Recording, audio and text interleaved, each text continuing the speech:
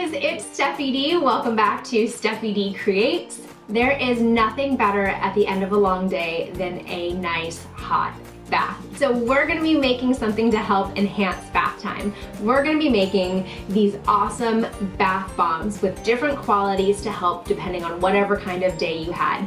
After you run your water, you drop these in, let them fizzle. They have a nice smell, a nice color, and they will help make the perfect end to your day. I'm super excited to make these. As always, full instructions are on my blog, steffidcreates.com, and I will have links to all the products I used in this project below. So come craft with me, Steffi D.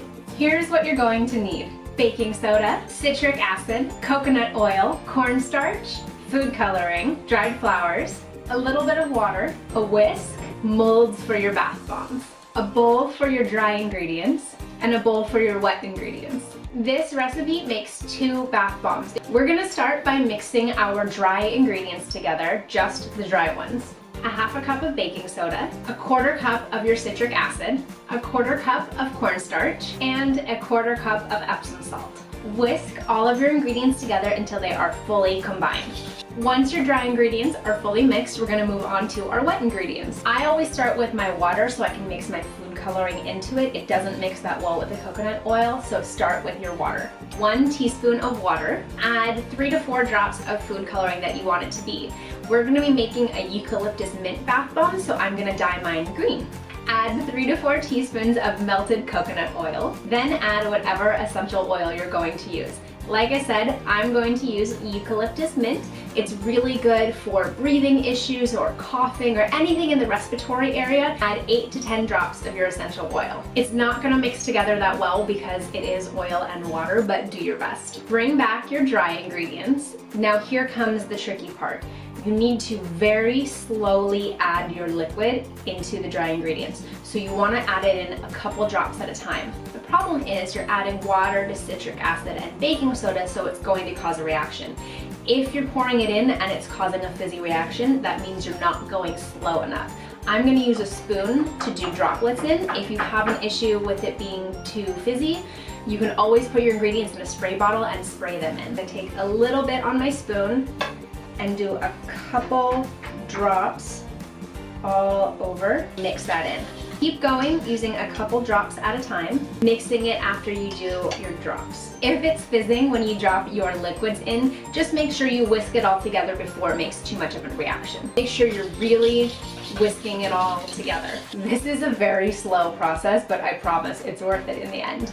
Once you finish the hard work of mixing all of your liquid in, your final texture should feel like wet sand.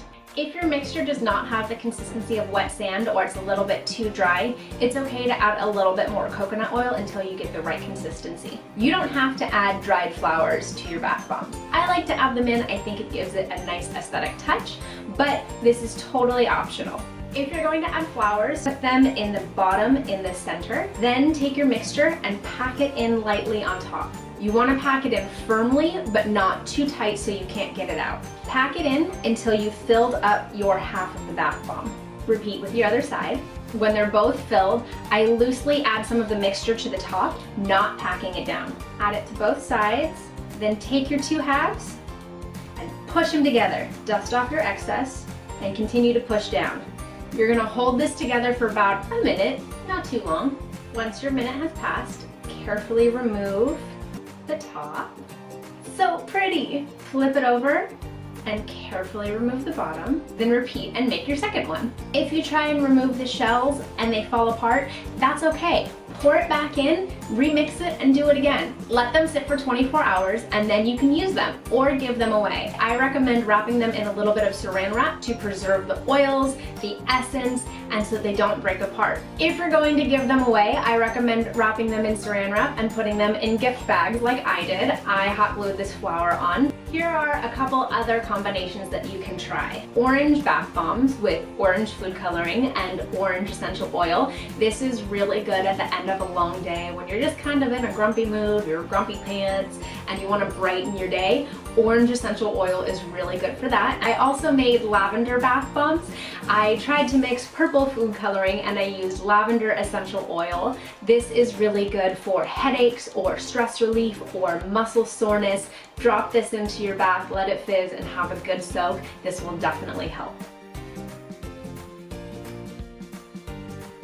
Hey guys, I hope you enjoyed this video and are going to be enjoying your new bath bomb. As always, full instructions are on my blog, steffidcreates.com, and follow me on social media, Facebook, Instagram, and Twitter at steffidcreates to keep up to date with all of the behind the scenes and upcoming projects. Don't forget to keep sending me your pictures of what you're making. I love seeing your creations. If you try this project, let me know. Thanks again for watching. See you next time.